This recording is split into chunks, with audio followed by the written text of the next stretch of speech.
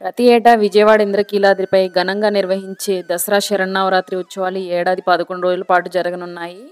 ఈ సంవత్సరం దేవీ శరన్నవరాత్రులు ఏ రోజున ప్రారంభమై ఏ రోజుతో ముగుస్తాయి, అదేవిధంగా మనం దసరా పండుగను ఏ రోజు జరుపుకుంటాము, పూజా సమయాలు, అలాగే ప్రత్యేకంగా ఈ సంవత్సరం 11 అవతారాల్లో అమ్మవారు ఎందుకు దర్శనం ఇవ్వనున్నారు, ఆ అవతారాలు ఏమిటి, ఏ రోజున ఏ నైవేద్యాలను సమర్పించాలి, అలాగే ఏ రోజున ఏ రంగు దుస్తులను ధరించాలి, ఏ రోజు ఏ పూలతో పూజ చేయాలి అనే అంశాలను గురించి ఈరోజు వీడియోలో తెలుసుకుందాం.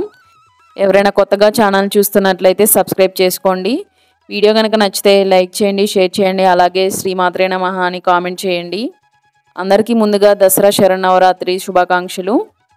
ప్రతి సంవత్సరం ఈ దసరా శరన్నవరాత్రి ఉత్సవాలు అశ్వయుజ శుద్ధ పాడ్యమి రోజున ప్రారంభమై అశ్వయుజ శుద్ధ నవమితో ముగుస్తాయి. అదేవిధంగా అశ్వయుజ శుద్ధ దశమి నాడు మనం దసరా పండుగ జరుపుకోవడం అయితే జరుగుతుంది. ఈ 2025వ సంవత్సరంలో సెప్టెంబర్ 22వ తారీఖు సోమవారం రోజున ఈ నవరాత్రులు ప్రారంభమై అక్టోబర్ 1వ తారీఖు బుధవారంతో ముగియనున్నాయి. అదేవిధంగా అక్టోబర్ 2వ తారీఖు గురువారం రోజున మనం దసరా పండుగను జరుపుకోవడం అయితే జరుగుతుంది. దుర్గాదేవి మహిషాసురుని వధించిన సందర్భంగా మనం ఈ దసరా పండుగను జరుపుకోవడం అయితే జరుగుతుంది. అదేవిధంగా శ్రీరాముడు రావణుని వధించి యుద్ధాన్ని గెలిచిన సందర్భంగా ఈ దసరా పండుగను జరుపుకోవడం అయితే జరుగుతుంది. పండుగ ప్రత్యేకంగా చెడుపై మంచి సాధించిన విజయానికి గుర్తుగా జరుపుకోవడం అయితే జరుగుతుంది. దేవీ శరన్నవరాత్రిలో కలశ స్థాపనకు శుభ సమయాలు ఉదయం 6:30 నుంచి 7:29 వరకు, లేదా ఉదయం 9 నుంచి 10:29 వరకు అయితే బాగుంది. అదేవిధంగా సాయంత్రం పూజ చేసుకునేవారు 4:23 నుండి 7:10 వరకు శుభ సమయం. ఏడాది తిథి వృద్ధి చెందడంతో 2025వ సంవత్సరం దసరా శరన్నవరాత్రులు 11 రోజుల పాటు నిర్వహించనున్నారు. సాధారణంగా ప్రతి ఏటా అమ్మవారికి 10 అలంకారాలే ఉంటాయి. ఏడాది సెప్టెంబర్ 25వ తేదీన కొత్తగా అమ్మవారు కాత్యాయని దేవిగా భక్తులకు దర్శనం ఇవ్వనున్నారు. ప్రతి 10 ఏళ్లకు ఒకసారి తిథి వృద్ధి చెందుతూ ఉంటుంది. దీంతో దసరా శరన్నవరాత్రులు 11 రోజుల పాటు జరుగుతాయి. ఇంతకుముందు ఇలా 2016వ సంవత్సరంలో 11 రోజుల పాటు జరిగాయి. అప్పుడు కూడా తిథి వృద్ధి చెందడం వలన అమ్మవారిని కాత్యాయని దేవిగా భక్తులకు దర్శనం ఇవ్వడం జరిగింది. అమ్మవారు ఏ రోజున ఏ అలంకారంలో దర్శనమిస్తారు, మనం ఏ ఏ పూలతో పూజించాలి, ఏ దుస్తులను ధరించాలి, ఏ నైవేద్యాలను సమర్పించాలి అనేది ఇప్పుడు తెలుసుకుందాం. దేవీ శరన్నవరాత్రుల్లో మొదటి రోజు సెప్టెంబర్ 22వ తారీఖున పాడ్యమి తిథి ఉత్తరా నక్షత్రం రోజు అమ్మవారు బాలా త్రిపుర సుందరి దేవిగా దర్శనమివ్వనున్నారు. ఈరోజు లేత గులాబీ రంగు వస్త్రాన్ని ధరించడం శుభప్రదం. అలాగే బెల్లం పరమాన్నాన్ని నైవేద్యంగా సమర్పించాలి. అదేవిధంగా మందార పువ్వులు కానీ గులాబీ పువ్వులతో కానీ అమ్మవారిని పూజించడం శుభదాయకం. ఈరోజు బాలా త్రిపుర సుందరి అష్టోత్తరం కానీ ఓం శ్రీ బాలా త్రిపుర సుందరి దేవే నమః అనే మంత్రాన్ని కానీ జపించాలి. ఈరోజు బాలా త్రిపుర సుందరి దేవిని పూజించడం వలన సంతాన సమృద్ధి అలాగే కార్యసిద్ధి లభిస్తుంది. అలాగే ఈరోజు పూజ అనంతరం ఎవరికైనా ముత్తైదువులకి జాకెట్ ముక్క తాంబూలం సమర్పించండి, శుభ ఫలితాలు లభిస్తాయి. అదేవిధంగా రెండవ రోజు సెప్టెంబర్ 23వ తారీఖు విద్య తిథి హస్త నక్షత్రం నాడు అమ్మవారు గాయత్రీ దేవిగా దర్శనమివ్వనున్నారు. ఈరోజు ధరించవలసిన రంగు ఆరెంజ్ కలర్. అలాగే పులిహోరని నైవేద్యంగా సమర్పించాలి. తామర లేదా కల్వ పువ్వులతో అమ్మవారిని పూజించడం శుభదాయకం. అదేవిధంగా ఈరోజు గాయత్రి అష్టోత్తరం కానీ ఓం శ్రీ గాయత్రీ దేవే నమః అనే మంత్రాన్ని కానీ జపించడం మంచిది. అలాగే ఈరోజు అమ్మవారిని పూజించడం వలన మంత్రశక్తి అలాగే తేజస్సు లభిస్తుంది. ఈరోజు ఎవరికైనా ఎర్రటి గాజులను దానం చేయడం వలన శుభ ఫలితాలు లభిస్తాయి. మూడవ రోజు సెప్టెంబర్ 24వ తారీఖు తదియ తిథి చిత్తా నక్షత్రం నాడు అమ్మవారు అన్నపూర్ణాదేవిగా దర్శనమివ్వనున్నారు. ఈరోజు గంధం రంగు వస్త్రాన్ని ధరించడం శుభదాయకం. దద్దోజనం, కట్టె పొంగలి, గారెలు, పరమాన్నం, కొబ్బరి అన్నం అమ్మవారికి నైవేద్యంగా సమర్పించాలి. మల్లె పువ్వులు కానీ పొగడ పువ్వులతో కానీ అమ్మవారిని పూజించడం శుభదాయకం. ఈరోజు అన్నపూర్ణాదేవి అష్టోత్తరం కానీ ఓం శ్రీ అన్నపూర్ణాదేవి నమః అనే మంత్రాన్ని కానీ జపించాలి. ఈరోజు అన్నపూర్ణాదేవిని పూజించడం వలన సంపూర్ణ ఆరోగ్యం, ధనధాన్యాలు సిద్ధిస్తాయి. ఈరోజు అన్నదానం చేయడం వలన శుభ ఫలితాలు లభిస్తాయి. నాలుగో రోజు సెప్టెంబర్ 25వ తారీఖు చవితి తిథి స్వాతి నక్షత్రం. ఈరోజు చవితి తిథి వృద్ధి చెందుతుంది.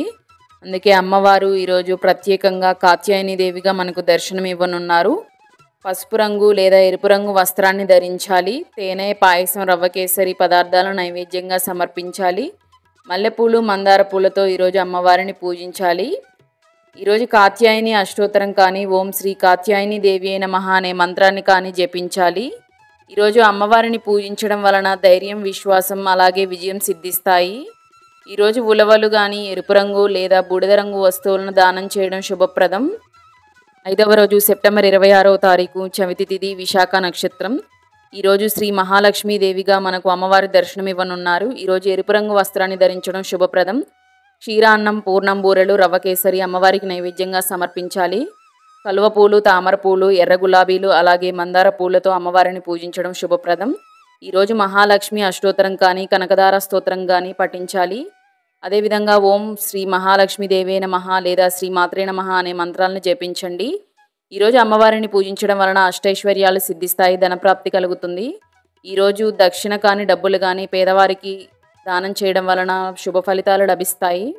6వ రోజు సెప్టెంబర్ 27వ తారీఖు పంచమి తిథి అనురాధ నక్షత్రం. ఈరోజు అమ్మవారు శ్రీ లలిత త్రిపుర సుందరి దేవిగా మనకు దర్శనం ఇవ్వనున్నారు. ఈరోజు బంగారు రంగు వస్త్రాన్ని ధరించడం శుభసూచకం. పులిహోర, పరమాన్నం, అల్లంగారలు అమ్మవారికి నైవేద్యంగా సమర్పించాలి. కలువ పూలు, తామర పూలు, ఎర్ర గులాబీలు అలాగే మందార పూలతో ఈరోజు అమ్మవారిని పూజించడం శుభదాయకం. ఈరోజు లలితా సహస్రనామాలు అలాగే ఓం శ్రీ లలితాదేవి నమః అనే మంత్రాలను జపించండి. ఈరోజు లలితాదేవిని పూజించడం వలన అఖండ కీర్తి సిద్ధిస్తుంది. సహస్రనామ పుస్తకాలను దానం చేయడం శుభదాయకం. 7వ రోజు సెప్టెంబర్ 28వ తారీఖు షష్ఠి తిథి జ్యేష్ఠ నక్షత్రం. ఈరోజు అమ్మవారు శ్రీ మహాచండీ దేవిగా మనకు దర్శనం ఇవ్వనున్నారు. పసుపు రంగు లేదా బంగారు రంగు వస్త్రాన్ని ధరించడం శుభదాయకం. కట్టె పొంగలి, చలిమిడి, వడపప్పు నైవేద్యంగా సమర్పించాలి. పసుపు రంగు పువ్వులతో అమ్మవారిని పూజించడం శుభదాయకం. ఈరోజు మహాచండీ స్తోత్రాలు, అష్టోత్తరాలు లేదా ఓం శ్రీ మహాచండీ దేవియే నమః, శ్రీ మాత్రే నమః అనే మంత్రాలను పఠించాలి. ఈరోజు అమ్మవారిని పూజించడం వలన శత్రుపీడ నుంచి విముక్తి పొందవచ్చు. ఈరోజు బ్రాహ్మణులకు కానీ, పేదవారికి కానీ స్వయం పాకం, దక్షిణా తాంబూలాన్ని సమర్పించాలి. 8వ రోజు సెప్టెంబర్ 29 సప్తమి తిథి మూలా నక్షత్రం. ఈరోజు అమ్మవారు శ్రీ సరస్వతీదేవి అలంకారంలో మనకు దర్శనం ఇవ్వనున్నారు. ఈరోజు తెలుపు రంగు వస్త్రాన్ని ధరించడం శుభదాయకం.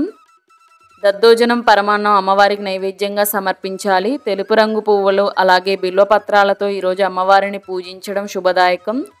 ఈరోజు సరస్వతీదేవి అష్టోత్తరం, సరస్వతీదేవి శ్లోకం అలాగే ఓం శ్రీ సరస్వతీదేవే నమః అనే మంత్రాలను పఠించాలి. ఈరోజు అమ్మవారిని పూజించడం వలన అఖండ విద్య ప్రాప్తిస్తుంది. ఈరోజు పుస్తకాలు దానం చేయడం శుభదాయకం. 9వ రోజు సెప్టెంబర్ 30వ తారీఖు అష్టమి దుర్గాష్టమి తిథి పూర్వాషాఢ నక్షత్రం. ఈరోజు అమ్మవారు శ్రీ దుర్గాదేవిగా మనకు దర్శనం ఇవ్వనున్నారు. ఈరోజు ఎరుపు రంగు వస్త్రాన్ని ధరించడం శుభదాయకం. గూడాన్నం, శాకాన్నం, కదాంబం అమ్మవారికి నైవేద్యంగా సమర్పించాలి. ఎర్ర గులాబీలు లేదా ఎర్రని పూలతో అమ్మవారిని పూజించడం శుభదాయకం. ఈరోజు దుర్గా అష్టోత్తరం, ఓం శ్రీ దుర్గాదేవే నమః అనే మంత్రాలను జపించాలి. ఈరోజు అమ్మవారిని పూజించడం వలన అఖండ విజయం ప్రాప్తిస్తుంది. అలాగే దానం ఈరోజు ఎర్రని వస్త్రాలను దానం చేయాలి. 10వ రోజు అక్టోబర్ 1వ తారీఖు నవమి మహర్నవమి తిథి ఉత్తరాషాఢ నక్షత్రం. ఈరోజు అమ్మవారు శ్రీ మహిషాసుర మర్దినిగా మనకు దర్శనం ఇవ్వనున్నారు. ఈరోజు నీలం రంగు వస్త్రాన్ని ధరించడం శుభదాయకం. ఈరోజు పులిహోర, పానకం, వడపప్పు అమ్మవారికి నైవేద్యంగా సమర్పించాలి. అలానే నల్ల కలువ పువ్వులు, శంకు పువ్వులతో ఈరోజు అమ్మవారిని పూజించాలి. ఈరోజు మహిషాసుర మర్దిని స్తోత్రాలను కానీ, ఓం శ్రీ మహిషాసుర మర్దిని దేవియే నమః అనే మంత్రాన్ని కానీ జపించాలి. ఈరోజు అమ్మవారిని పూజించడం వలన ధైర్యం, విజయం సిద్ధిస్తాయి. ఈరోజు స్వయం పాకాన్ని దానం చేయడం వలన శుభ ఫలితాలు చేకూరుతాయి. 11వ రోజు అక్టోబర్ 2వ తారీఖు దశమి తిథి శ్రవణ నక్షత్రం. విజయదశమి సందర్భంగా ఈరోజు అమ్మవారు శ్రీ రాజరాజేశ్వరి దేవిగా మనకు దర్శనం ఇవ్వనున్నారు.